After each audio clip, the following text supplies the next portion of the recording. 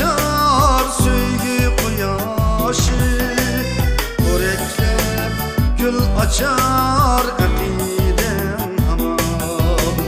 Yanıma nur çaçar söygü quyoshi, ko'raklab gul açar aqidam hamon. Ko'raklab gul açar aqidam hamon. Xalnur, siz daim bana g'uncha yoprig'i bilan g'unchadek turalaydi deytiniz-ku. Shu esingizda bo'lsinki, siz men uchun abadiy to'zmaydigan g'uncha. Sizni kutib, yoprig'ingiz farq.